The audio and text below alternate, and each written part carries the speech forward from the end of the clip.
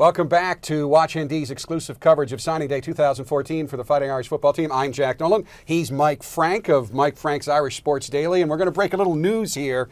Niles Morgan's letter of intent has just come in. It was the last one of the 23 that we knew of that we were expecting. Morgan, of course, a 6'2", 225-pound linebacker out of Crete, Illinois. So you're the first person on this show, since it's the official university show, who can talk about this young man. What kind of a player is he? You know, Niles Morgan's somebody they targeted very, very early. He's a tremendous inside linebacker, and that's really what they needed. You know, you're losing some great talent in Carlo and Dan Fox, and so in order to replace that, you need some great talent. He and Niles Sykes are two outstanding inside linebackers, and Niles Morgan was one of the very first guys that they offered at the position. So in order to nab him, I think it was just a big, big pickup for Notre Dame. So as we look at this linebacking core, as compared to some of the former linebacking cores that this staff has recruited, they seem to be a little bit smaller, but maybe a little more athletic.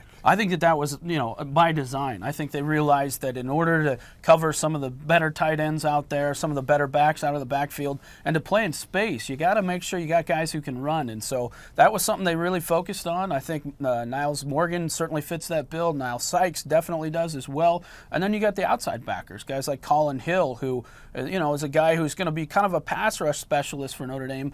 But I also think he's got the ability to turn left, turn right, and be a coverage guy as well. And certainly future pass rush, one of the key needs in this class, because even this year with some great guys on the line, the rush may not have been what they wanted it to be. The health of their key players was a big part of that. But when you look at the defensive line and the guys they went out and got, how do you think they did in terms of skill and in terms of future pass rush? Well, that's the most important thing that I think they got in this class. They needed to get better off the edge and getting after the quarterback. And not just that, but making plays, negative plays in the backfield. And so I think trying to get guys who were fast twitch guys, explosive guys, they did a great job of.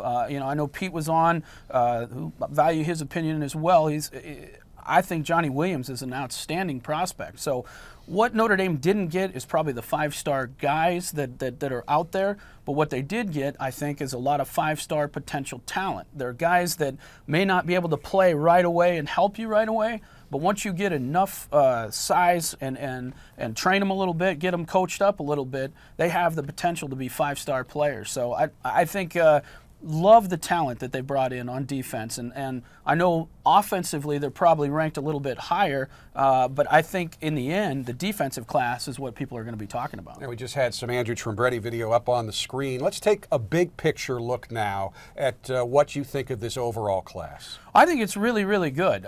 You know, it's not probably going to be a top 5 class, but when you look at their needs, what they needed to get, you know, Brian Kelly and Harry Heastan have made a commitment to making sure that they have great talent and make sure they have plenty of bodies at offensive line. I think in order to win at this level with this kind of climate, you have to have a dominating offensive line. And I think they've done a great job of landing excellent talent, but more importantly, I think defensive line. We saw when you had Captain Lewis Moore, Lewis Nix, and Stephon Tuitt, and Sheldon Day, you had 4 guys who were great talent that could stop the run and really control the line of scrimmage. And so while they may not have got guys who can come in and play immediately and be that kind of productive player right away, when you give them a little time with Paul Longo and get them built up, their bodies, they have the fast twitch and explosion to really become better players down the road. And I think you'll see you know, guys like Johnny Williams, Colin Hill, they're going to take 2 years, but once they're ready to go, they're going to be really, really good players. And certainly, while maybe not top 5, but I checked all the services last night, consensus top 10, and that was before Daniel Cage, defensive lineman, signed today. So when you look at that and consider the fact that the recruiting pool is smaller than the other elite programs they're going up against, it appears that they did awfully well with guys that they can recruit for this university. No, I think so, and I've been very, very impressed, because I think maybe some of the staffs previously didn't do a very good job of filling needs every single year. And so what you would have is you would have guys who were playing before they were physically ready to play. And that makes it very difficult to win a lot of football games when you're playing the best teams in the country, which Notre Dame traditionally plays one of the strongest schedules. And to play every week playing a difficult team, you got to make sure you have excellent talent. And so when you bring this much talent in and you're filling every need that you need, you have a great chance to be successful moving forward. You do this every day all year. Because of NCAA rules, this is the only day that the official university website can touch on recruiting news. But as you do it every day, and as I've watched over the years, this is really an inexact science. I mean, you talk about 5-star and 4-star, but my gut just from watching over the years is that's about 50% accurate. There are 5-stars who take off. There are 5-stars who disappear. There are 2 and 3 stars who become superstars. So, I mean, really, how important are those rankings as opposed to, again, what I talked to Pete Sampson about, the eye test from guys who can judge talent? I think the big thing is, you mentioned judge talent, and that's very important. But one thing that I think Brian Kelly has done better, and his staff has done better than maybe the previous staffs, is they're looking for guys who want to hit somebody. They're going after very, very aggressive football players. And I think that is what you're going to see moving forward. Notre Dame's going to play with a lot of passion, a lot of energy, high motor guys, and every single guy on that defensive side, I don't look at one of them and say, you know what, I don't know if he has the drive to be a great player. And so that's something I know they're focusing on. They've done a great job of making sure that they land those guys with the mental disposition to be a great player. Now, one of the guys we haven't talked about a lot on this show so far is linebacker John Boehner. Talk a little bit about him. Well, John Boehner isn't ranked as high as a lot of people think as far as his potential goes. I know he was in camp. He was at Notre Dame's camp for 3 days. I don't care who you are. No coach gets a chance to look at a player for 3 solid days. You may be able to stop by, watch a little film, check the guy's size out, but you don't get to see him perform and then go perform against guys like Alex Bars, lots of those elite talents that Notre Dame has already signed, and then go in and actually dominate against. They absolutely loved his pass rush ability, his effort, and he probably wasn't a guy they thought they'd offer before he showed up to camp. But when you can get 3 solid days of looking at a guy, you'll never get that much information on a guy. So I think that they know talent, and they think Boehner's going to be a really good player for him. Another guy I know you're really high on is Jay Hazeh, another defensive lineman. I love Jay Hazeh, not just because of his talent, but I think he's got that kind of loose personality. I know Pete mentioned it. He's a guy that kind of keeps things loose and fun out on the field. And, Capron Lewis Moore wasn't probably as explosive or destructive as maybe a Stephon Tuitt,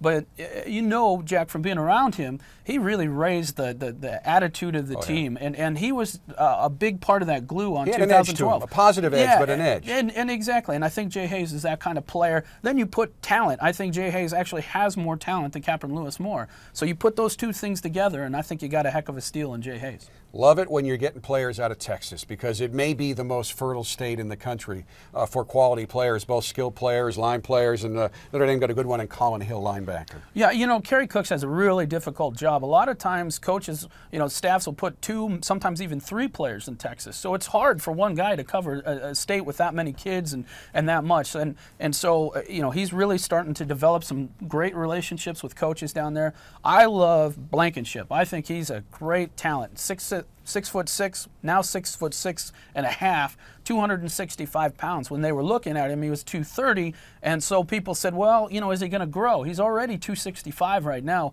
You put a few, 20, 30 pounds on him, and you've got one heck of a defensive end prospect and a guy with a huge motor, great fast twitch guy. I really like his potential. We're looking at some highlights of him in action. I'll tell you what, I remember back in the 80s, even before you got into this, when Tom Lemming was kind of the first guy that was doing this on a regular basis. It was hard to get tape and film. Oh, yeah. Now it's everywhere. You Google anybody, and there it is. How has this changed both recruiting and, I guess, your job? Well, I think that guys like me are a little more informed. You mentioned, not even probably 10 years ago, I wouldn't even know about some of these guys until, maybe May of their senior year. Now we know about freshmen, so we have more opportunities to see them. Pete mentioned getting out, and we actually get to go out and see them now, where before we wouldn't even know who they were to go out and look for them. So because we have so much more information, we have more opportunities to take a look at them, more film to check out, and I think it really makes us more informed, but again, also the coaching staff. They get more chances and opportunities to gather information and make better decisions, and that's why I think you're seeing more 5-star players hit, meaning they're successful, more 4-star players hit. And I think, again, it's because you get more information, you have a better chance of being right. We have about 60 seconds left in this segment, so give me your overall evaluation of this class in terms of needs met. I think needs met, it's excellent. Now, are you going to have a lot of guys that are going to play right away? Probably not. But when you talk about guys that are going to be long-term, excellent players, guys who are going to be starters, there's going to be a lot of starters on this list when their class comes time. There will be a lot of these guys will be starters for Notre Dame, and I think people will be surprised at how well they develop and become great players. Mike, thank you so much Absolutely, for the buddy. time. He is Mike Frank from Mike Frank Irish Sports Daily. He also does a radio show on a weekly basis, normally, especially in season, called the Power Hour. Very entertaining as well. Our coverage is about to continue. Coach Kelly is going to do a press conference that we expect to last between 30 and 45 minutes. He will go over each and every player that Notre Dame has signed today. That will be live from the auditorium in the Goog, and we will bring it to you live right here on WatchND right after this brief timeout.